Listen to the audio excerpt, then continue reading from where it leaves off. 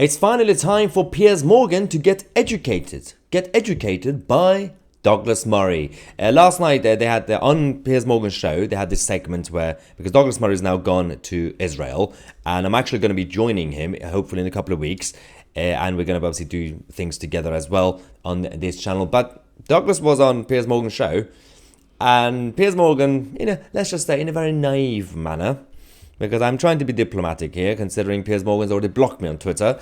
He said, well, not all protesters who go today, anti-Israel protests, are into destroying Israel, considering they literally chant from the river to the sea. Difference, isn't there? Well, there is, but I don't think that all of these protesters are pro-Hamas. And the difference is whether or not you have a large artillery behind you. Yeah, but you don't honestly think they're all pro-Hamas, these people?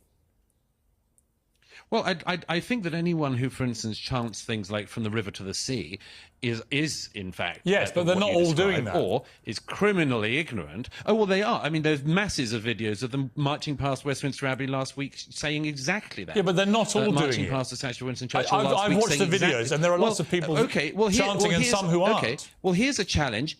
Okay, well, here's a challenge, Piers. If you decided to go on some kind of march and in week one you discovered that you had the BNP along your side calling, for instance, for the murder of all black people, would you not wonder whether or not you should go on week two? And would you not drop out by about week three? I'd have thought so. I would. That's a good question. And yes, I would. The funny thing about this, and actually it's a very important lesson to be learned, is people like Piers Morgan. But firstly, the guy is a good broadcaster, whatever we think of him. And he knows how to take positions as well. I mean, at times he's shown his own hypocrisy, but he's kind of open about it. He's also very stubborn, right? So he usually doesn't really concede defeat.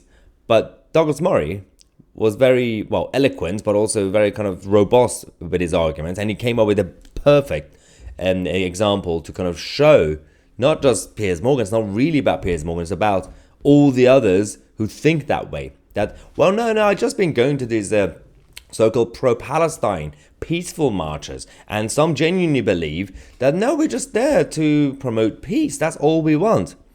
Considering that everybody else around you, including the organizers of those protests, are not only chanting from the river to the sea, they're also literally chanting for Israel to surrender to Hamas. They say ceasefire. Ceasefire is surrender. We know that. It's not peace. They're not chanting peace talks. They're not saying two-state solution. No, they're saying destroy Israel and ceasefire. We had ceasefire on the 6th of October. Until midnight, there was ceasefire. The next day, it was 7th of October. What happened when ceasefire was already in place? Yes, Hamas invaded Israel. Anyway, let me know what you think in the comment section. I'm Tousi, and we are the media.